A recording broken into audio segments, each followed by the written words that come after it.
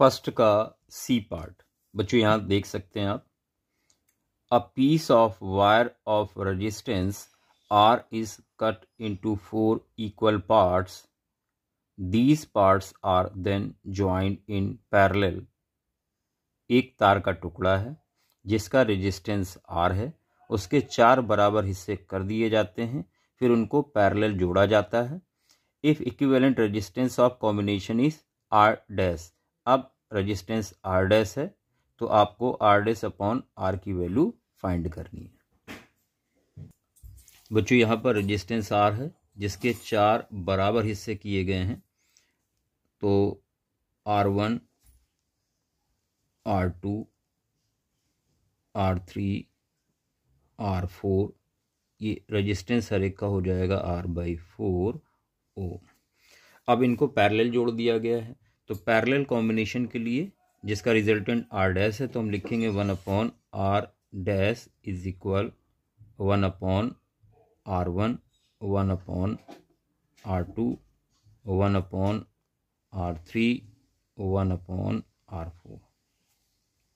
बच्चों यहाँ पर वैल्यू रख देंगे, तो 1/R/4, 1/R/4, 1/R/4, 1/R/4।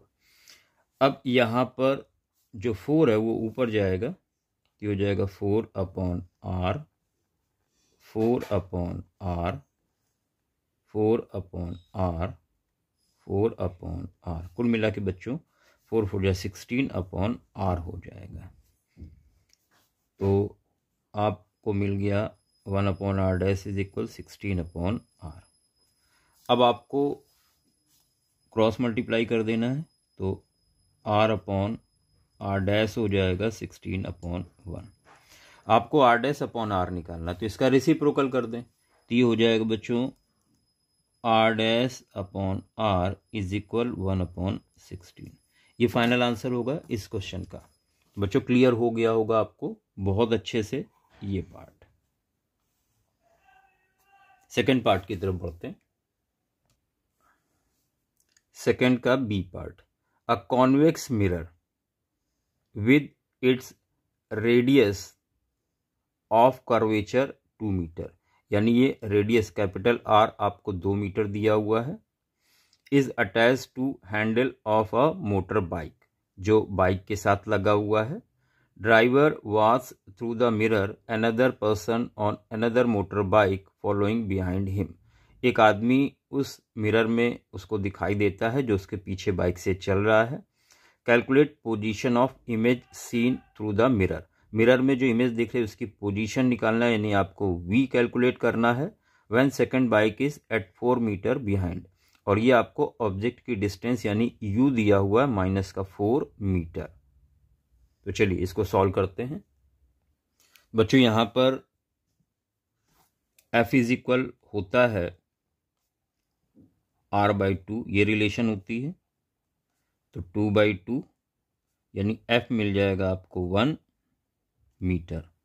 अब यहाँ पर हम लोग मिरर फॉर्मूले के इस्तेमाल करेंगे, तो 1/F is equal 1/V plus 1/U। यहाँ से आपको V निकालना है, तो 1/V कितना हो जाएगा, ये वैल्यू इधर भेजेंगे तो निगेटिव हो जाएगी, 1/F के पास जाके निगेटिव हो जाएगी, इसलिए 1/V इज इक्वल हो जाएगा 1/1 माइनस 1/-4। बच्चों माइनस माइनस प्लस हो जाएगा, 4 एलसीएम ले लेंगे, तो 4 1 जा 4 प्लस 1, तो ये आ जाएगा आपका 5/4। रेसिप्रोकल कर दें तो V आ जाएगा 4/5 मीटर, या बच्चों इसको आप लिख सकते हो 0.8 मीटर, या आप इसको 100 से मल्टीप्लाई कर दो तो 80 सेंटीमीटर भी लिख सकते हैं। बच्चों यही फाइनल आंसर इस क्वेश्चन का। अच्छे से क्लियर हो गया होगा आप लोगों को, और इसी के साथ हम लोग अगले क्वेश्चन की तरफ बढ़ेंगे। थर्ड का A part, given 3 resistance 2 ohm 3 ohm 6 ohm, ये 3 रेजिस्टेंस आपको दिए गए हैं। What combination shall be use to give resultant resistance 4.5 and 1। देखिए आप इन तीनों को इस तरह से अरेंज करें कि एक बार रिजल्ट 4.5 आए और एक बार 1 आए। तो चलिए स्टार्ट करते हैं थर्ड का ए पार्ट। बच्चों यहाँ पर आप देख पा रहे हैं, और यहाँ पर सबसे पहले हम बीच में लाइन ड्रॉ कर देते हैं, दोनों पार्ट को एक ही जगह सॉल्व करके दिखाते हैं।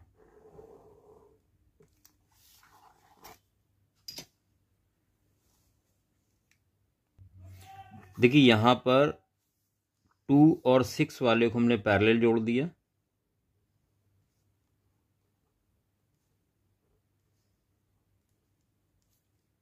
टू ओम और 6 ओम, और इसके साथ हमने सीरीज में जोड़ दिया 3 ओम को।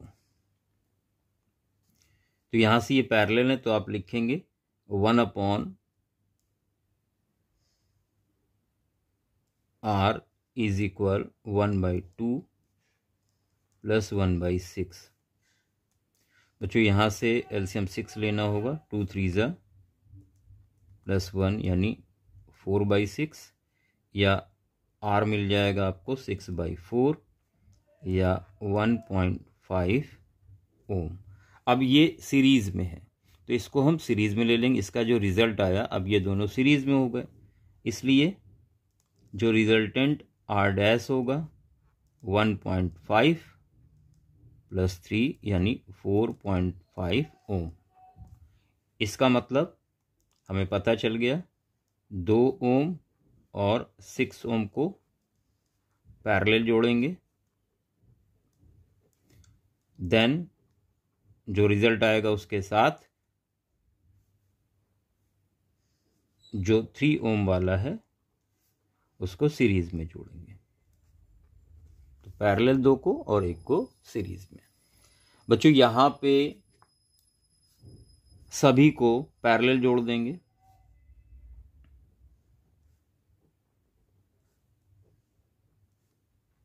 इस तरह से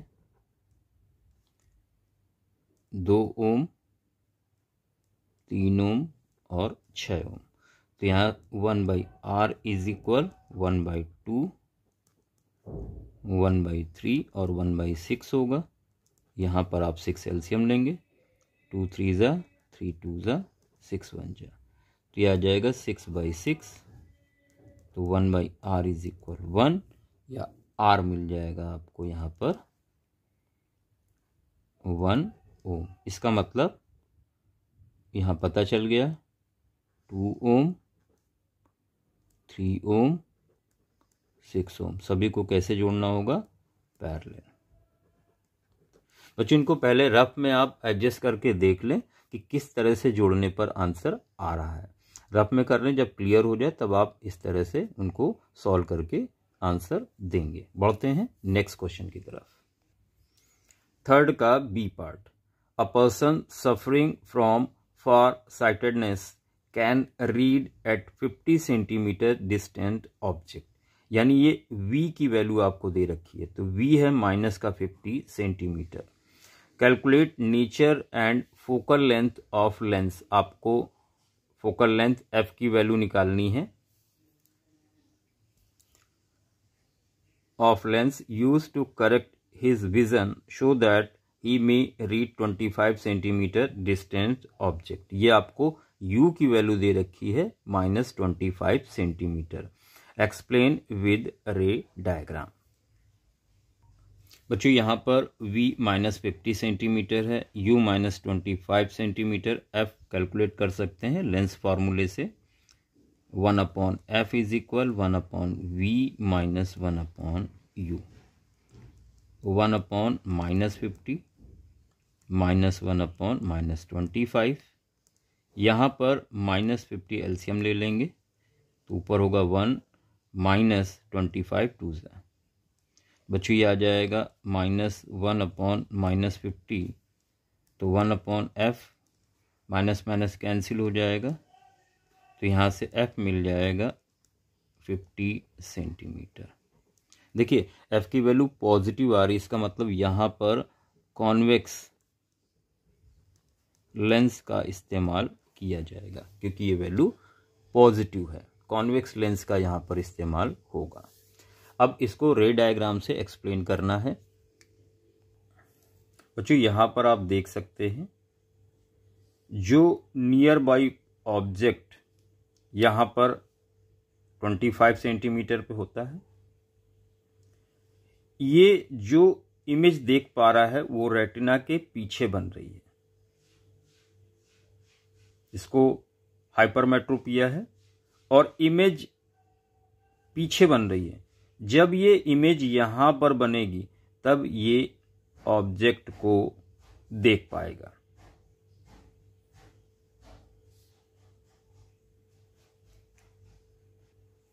ये देखिए नॉर्मल पॉइंट यहां पर होना चाहिए था, अब इसका पॉइंट यहां पर आ जाएगा, मोर देन 25 सेंटीमीटर यहां पर आ पाए होगा, तब ये इमेज को देख पाएगा। इस नॉर्मल पॉइंट को जो यहां पर आ गया, इसको यहां पर लाने के लिए कॉन्वेक्स लेंस का इस्तेमाल किया जाएगा।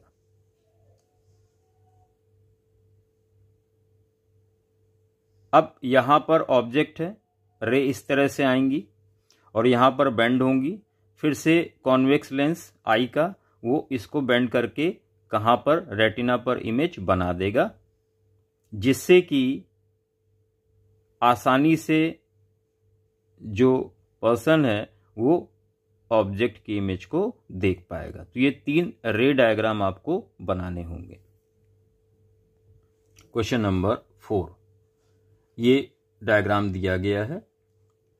R1 10 ओम है, R2 R3 20 ओम है, R4 R5 और R6 30 ओम है। यहाँ पर 12 वोल्ट की बैटरी लगी हुई है। आपको टोटल रेजिस्टेंस कैलकुलेट करना है और टोटल करंट, 2 चीजें कैलकुलेट करनी है। बच्चों यहाँ पर सबसे पहले R2 और R3 ये पैरेलल कनेक्ट हैं, तो इसको हम सपोज कर लेते हैं R7 से। Since R2 and R3 are parallel, ये पैरेलल है, तो 1/R7 इज इक्वल हो जाएगा 1/R2 प्लस 1/R3। ये हो जाएगा 1/20 प्लस 1/20। बच्चों यहाँ से आ जाएगा 2/20 या 1/10। तो R7 आपको मिल गया 10 ओम। इसी तरह से R4 5 R6 ये कनेक्टेड है पैरेलल, तो यहाँ पे भी हम 1/R8 ले लेते हैं, 1/R4 plus 1/R5 plus 1/R6 is equal हो जाएगा, ये रेजिस्टेंस आपको दिए हैं 30, तो 1/30 ओम, 1/30, 1/30। बच्चों ये आ जाएगा 3/30, या इसको आप 1/10 भी कह सकते हैं। इसलिए यहाँ से R8 आपको मिल जाएगा 10 ओम। अब R7 हो गया, R8 हो गया और R1 आपको ऑलरेडी दिया हुआ है 10 ओम। ये तीनों अब सीरीज में हो गए। Now R1, R7, R8 are in series, तो यहाँ पे R इज इक्वल हो जाएगा R1 R7 और R8 इज इक्वल 10 10 10। इसलिए R आ गया 30 ओम। ये फाइनल आंसर हो गया इस क्वेश्चन का R का। इसके बाद आपको करंट भी कैलकुलेट करना है। तो यहाँ पर ओम का फॉर्मूला इस्तेमाल करेंगे, Ohm's law, V is equal IR। और बच्चों यहाँ पर V दिया है 12 वोल्ट, I कैलकुलेट करना है, R है 30, I हो जाएगा 12/30, 6 2 ज़ा और 6 5 ज़ा।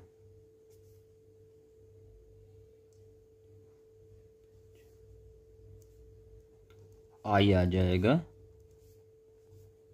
0.4 एम्पियर।